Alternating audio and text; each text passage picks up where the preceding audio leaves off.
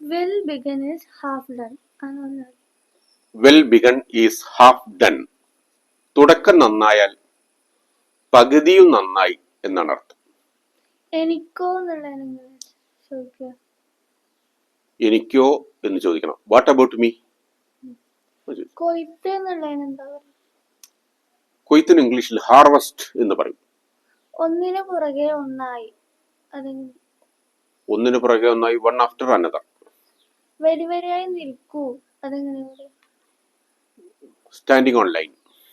അവൻ വാക്ക് രൂപത്തിൽ എന്നോട് മോശമായി പെരുമാറി. അതായത് വാക്കുകൊണ്ട്, ദേഹോപദ്രവമൊന്നുമില്ല, വാക്കുകൊണ്ട് അല്ലെ. He verbally abused me. Verbally abused me. He verbally abused me. അവൻ വാക്കാലെ, സംസാരം കൊണ്ട് അവമാനിച്ചു. പിന്നെ എസ് കെ പൊറ്റേക്കാടിന്റെ ഒരു വെറ്റില കഥ പറയണം എന്ന് വിചാരിക്കുന്നുണ്ട്. അതിനു മുമ്പ് എസ് കെ പൊറ്റേക്കാടിനെ അറിയില്ലേ? സാഹിത്യകാരൻ, മലയാള സാഹിത്യകാരൻ, ജ്ഞാനപീഠ പുരസ്കാരം കിട്ടിയ ആളാണ്. അപ്പൊ നിങ്ങളെ പുതിയ തലമുറയ്ക്ക് അധികം വലിയ പരിചയം കാണില്ല, പഠിക്കാനുണ്ട്. എന്നാലും അദ്ദേഹത്തിന്റെ ഫോട്ടോ കണ്ടാൽ മനസ്സിലാവില്ല. അല്ല, നമ്മളെ പുതിയ തലമുറയിൽപ്പെട്ട ആളുകൾ ഒന്ന് കാണുന്നത് നല്ലത്. ഇതാണ് എസ് കെ. മുഴുവൻ പേര് ശങ്കരൻകുട്ടി പൊറ്റക്കാട്. അപ്പൊ ജ്ഞാനപീഠ പുരസ്കാരം കിട്ടിയ ആ പുസ്തകത്തിന്റെ പേര് ഒരു ദേശത്തിന്റെ കഥ. കേട്ടിട്ടുണ്ടാവും.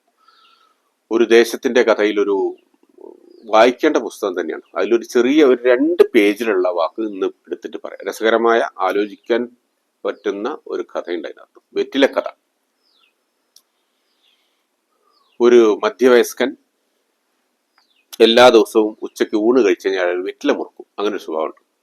അപ്പോൾ വീട്ടിൽ നിന്ന് ഊണ് കഴിച്ചിട്ട് അയാൾ ഒരു 1/2 കിലോമീറ്റർ ദൂരേക്ക് നടന്നു പോയി സുഹൃത്തിന്റെ മുറുക്കാൻ കടയിൽ പോയിട്ട് അയാൾ വെറ്റില വാങ്ങും, മുറുക്കും, പോരും.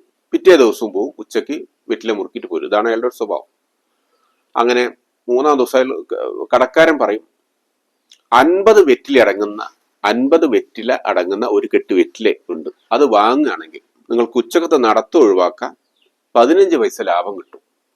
15 പൈസ എന്ന് പറഞ്ഞാൽ എസ് കെന്റെ ആ കാലത്ത് വലിയ പൈസയാണ്.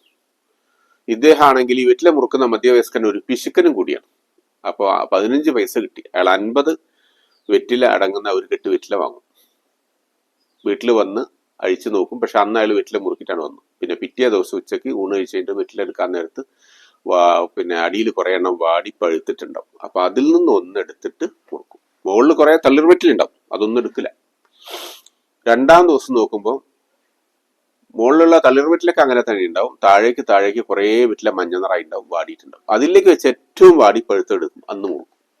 3-ാം ദിവസവും അങ്ങനെ തന്നെ. 4-ാം ദിവസവും കൂടുതൽ വെറ്റില മഞ്ഞ നിറായിട്ടുണ്ടാവും.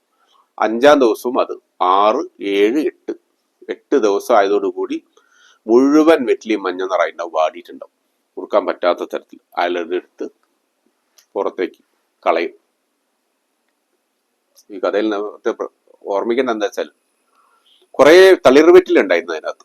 ആ ഒരു തളിർവെറ്റില പോലും എടുത്തില്ല, മുറുക്കില്ല. ഇപ്പൊ ചില ആൾക്കാർക്ക് നമ്മളെ നാട്ടിൽ തന്നെ, അതായത് ഇന്ന് അനുഭവിക്കാതെ നാളേക്ക് വേണ്ടി മാറ്റി വെക്കുക, പണമായാലും ഒക്കെ കരുതി വെക്കുക. അതൊരു പൊട്ടത്തരാണ്.